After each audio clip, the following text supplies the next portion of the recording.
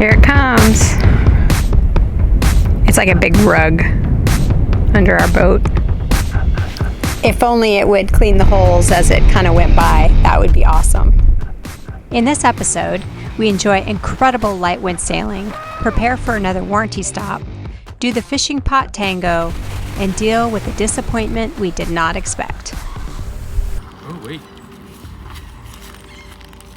Are you serious?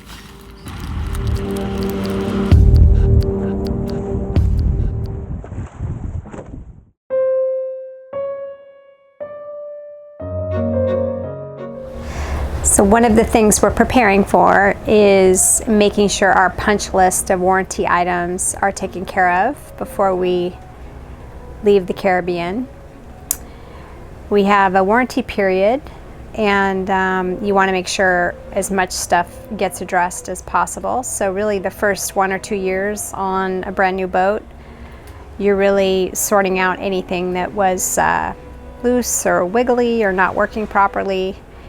And we've had 2 new boats now, so we know this to be the case.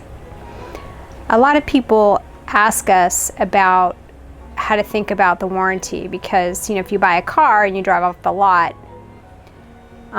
you would only use the warranty if something really major failed or wasn't as it was. And if anybody's ever bought a new car, that doesn't happen a lot. Sure, it does happen, but it doesn't happen a lot. So the way I like to describe the warranty is, you have to remember that a lot of these boats, most boat builders, aside from a couple that are really, really commercial, most boat yards are still it's still a very artisanal industry. It's not like mass production for the most part. There are some boat yards that are mass producing charter boats for sure, but most boat yards tend to still be pretty small. So if you think of it that way, the warranty period really is about getting a new boat to be exactly to spec as you want it to be, fully operational with no issues. You shouldn't think of it like a warranty period, and you drive off with your boat and it's perfect off the lot, so to speak, because that's not the case with any new boat or any new boat owner that we've ever spoken to for any boat company. So if you think of it that way, it's sort of like you're using your warranty period to get the boat, complete, basically.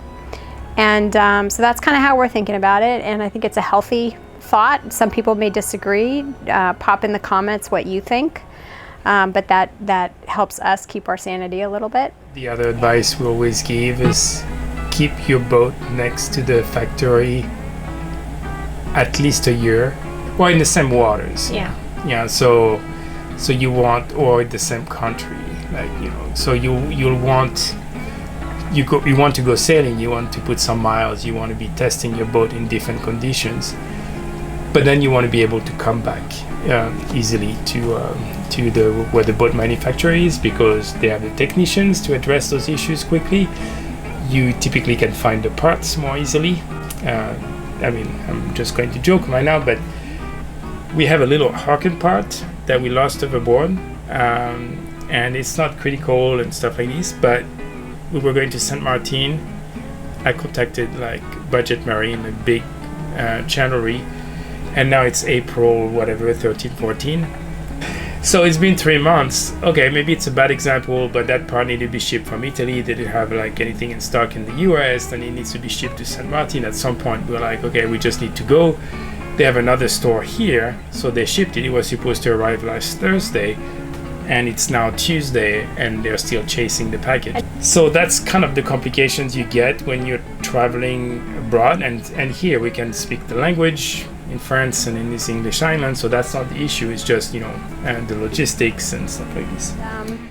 So we're going through the boat today, and we're just identifying some bits and bobs that need to be addressed, and then some maintenance stuff that we just need to take care of before we think about heading through the Panama Canal and going to the Pacific, because things are really, it gets much more challenging to get anything done there. So that's what we're doing today. So I think it's helpful to give examples of what we mean by warranty work. So I'll just give a few. One example is this door in Big C State. It pops up, the latch is sort of gets bent because it just goes up and down when there's big waves. And so we need to get that squared away. Also, by now you've heard us talk about the bilge pump and fuse problem. We keep blowing fuses in our engine room bilge pumps, so that needs to be sorted out, and you've already heard us complain about that. The other thing in our engine room is we have this fan that is used to cool off the engine, but it doesn't work in the engine compartment, so that needs to be replaced. And this is like really silly, but we have these lights and they don't stay on. These are our reading lights. Oh, look, it stays on. Not really. And we've had these replaced already, and they're still not working. And there's 2 in our cabin and 2 in the guest cabin and 2 more in the front cabin. So those are just a couple examples. We have a punch list and we're working with Outremer on it. But just that gives you an idea of what we're talking about. So we left Green Island, where we stayed maybe a week. Yeah, close to a week, I think. We both got to do a little bit of wing foiling, so that was good.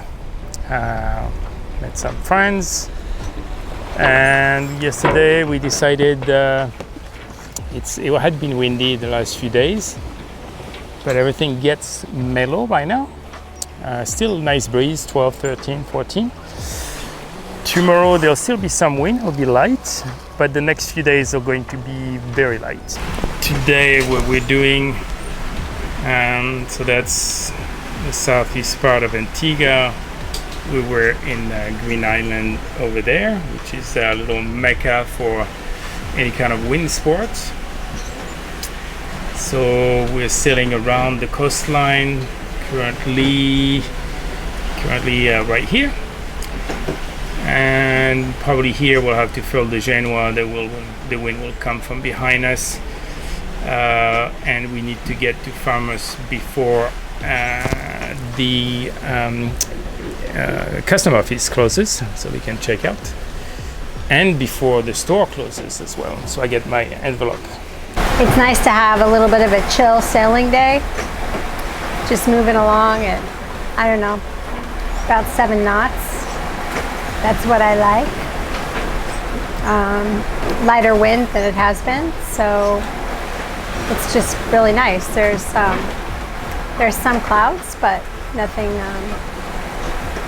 dark gray, and full sails are up. It's beautiful. It's a beautiful day for a little half-day sail. So we're coming to the entrance of English Harbor. We're going to check if there's room in that first anchorage.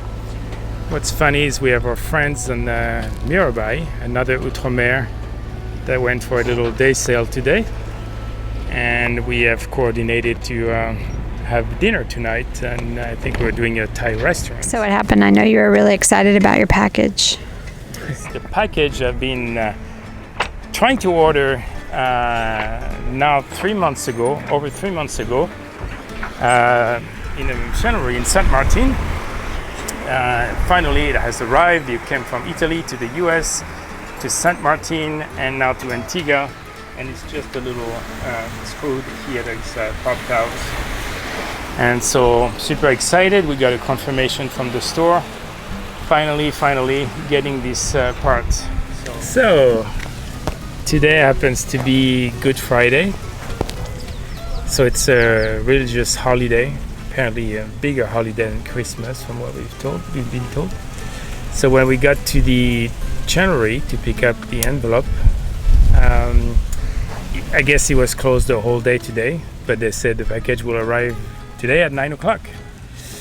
So now we're going to hope that tomorrow morning they're open, and then they're not, because some stores are closed until Tuesday. So with a bit of luck, they're open at 8 o'clock tomorrow morning. We pick up the package and leave for Guadeloupe. We're checked out. And if not, we'll have to find a way to retrieve the packages somehow. The classic regatta, all these older wooden boats, nicely docked here. Beautiful to watch.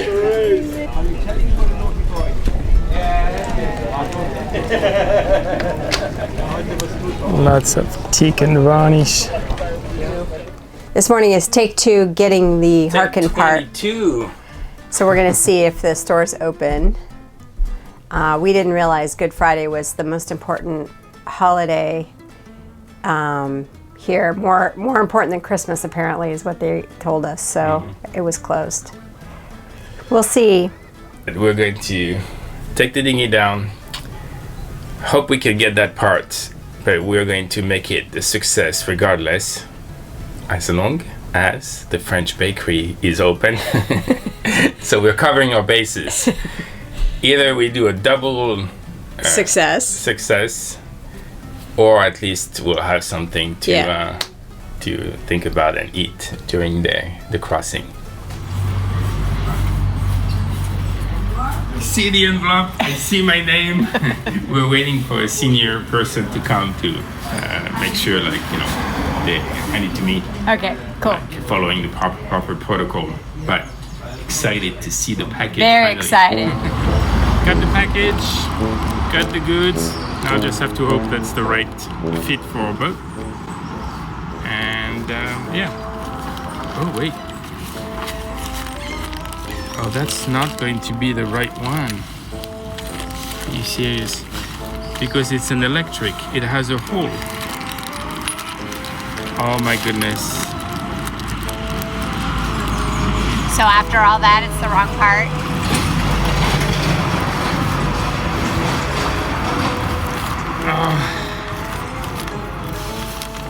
I double check with Harkin. Well, nothing we can do, but the part we're missing, that's for a manual winch. We have an electric winch. Okay, so let's go get a croissant. Oh my goodness. Are you drowning your sorrows? Makes me feel better now.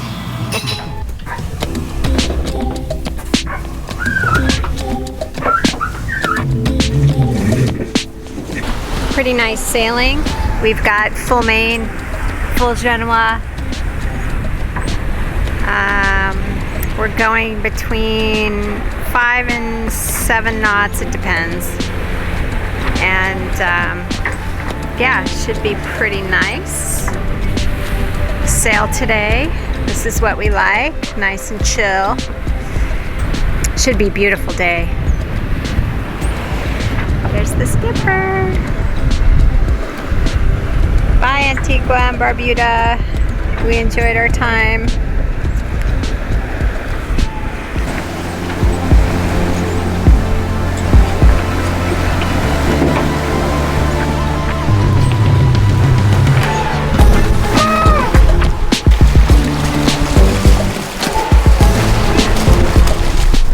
It's really nice sitting out here and in the front of the boat and just enjoying the water, feeling one with the wind a little bit.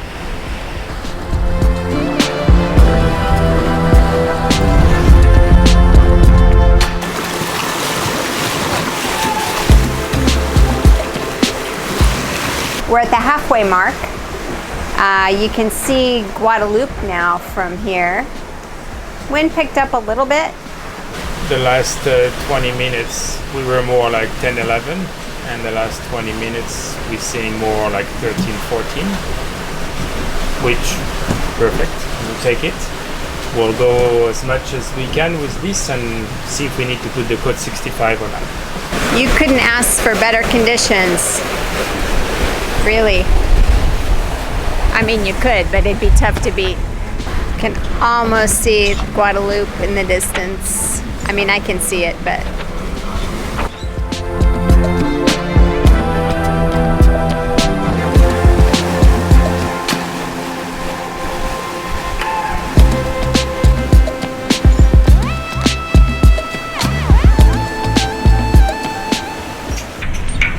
for now, the wind is staying in the 15 knots average. So it's, however, it went left to 50 degrees. So we started with like 90-ish. So big wind shift overall on the distance. And so we're bearing away.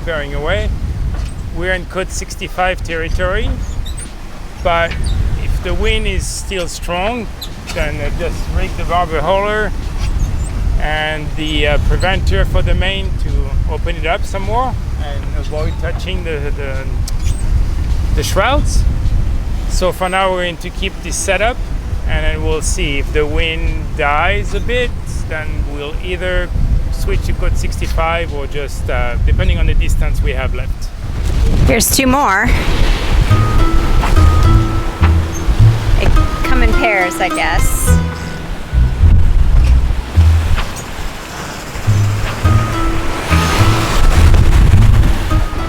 The fishing pots are everywhere on the coast of some of these islands. What we don't want to do is get the line stuck in our props or rudders, so dodging them becomes a sport, and we're always on the lookout once we see just one. This is what these pots look like. They are clear bottles floating.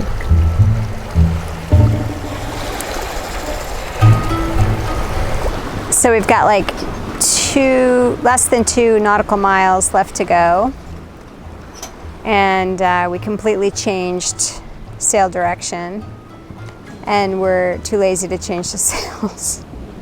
So we've just got the main up. We furled the Genoa because we're basically just dead downwind, and yeah, looking at this water, a few little raindrops. This is the northwest side of Guadeloupe. It's a beautiful island, and things are chill.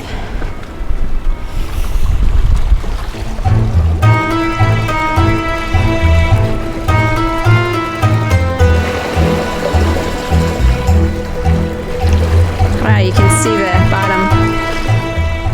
You see them on the right? Stefan, you see him on the right?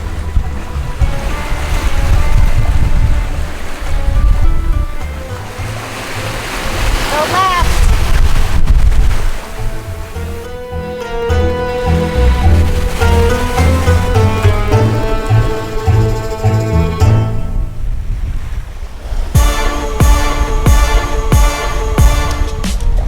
I think one piece of good news about being in the Marine Reserve is there won't be any fishing pots to dodge, hopefully, because that's been the name of the game today. It's been crazy. Maneuvering, it's kind of zigzagging around the pots. Some of the pots you can't even see until you're right next to them. So is it a fishing pot or is it a coconut? Not sure. You made it to the end. Awesome. Please subscribe.